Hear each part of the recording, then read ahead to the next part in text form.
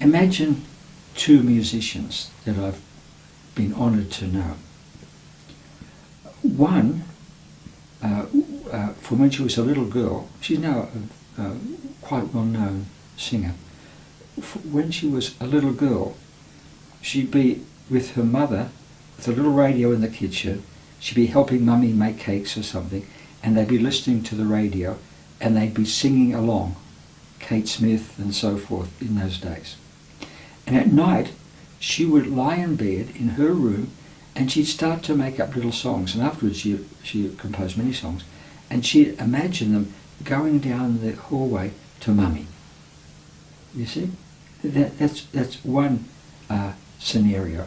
That's the very unusual one. The usual one is completely the opposite. That it's the I'll give you a concrete example. There's the young boy. He's already a very accomplished pianist. He had terrible troubles with his mother, which is another story. But with this trouble, he'd then go into the practice room and lock the door, and he'd play for ages. Now, what is he doing?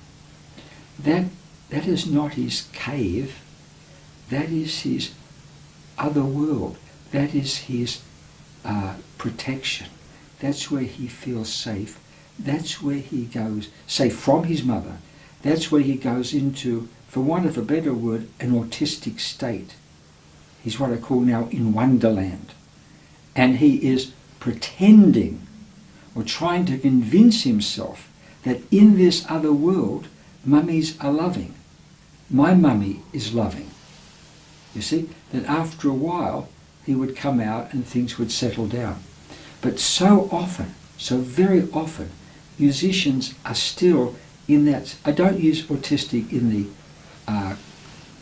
diagnostic sense, but in the sense of being self-centered in this way. Imagine you are practicing 12 hours a day. Kids are outside, play. I mean, literally 12 hours a day.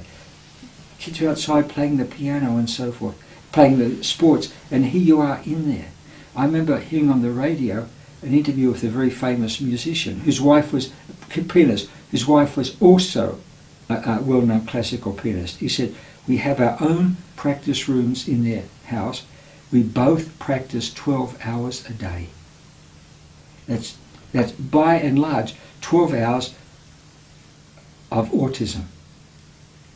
They've gone into their own world of protection. Now, I'm not saying every musician is in that state, no, but that's more common than otherwise. So they're now in this other world where they are imagining that mummy loves them, but not really believing it, but trying to pretend in this other world.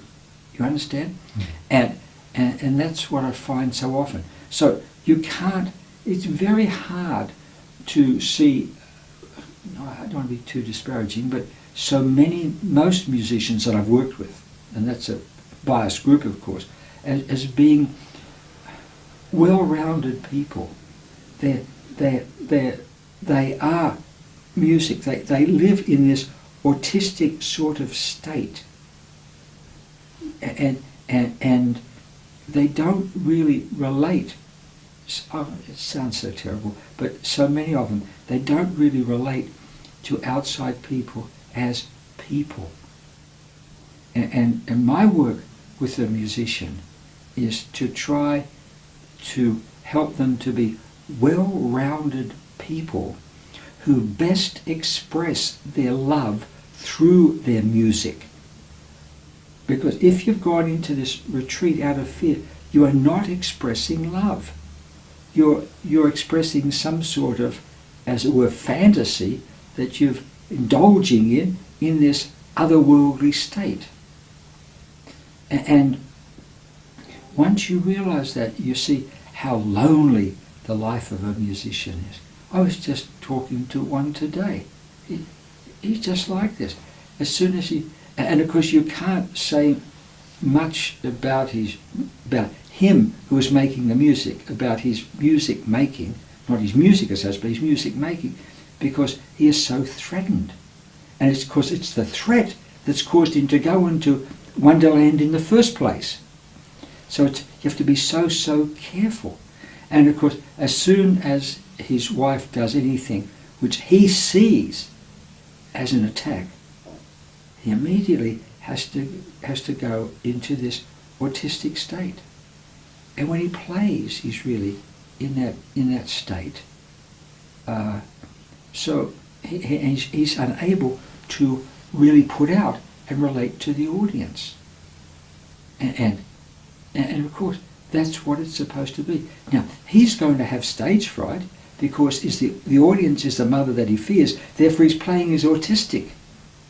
He's not really sort of giving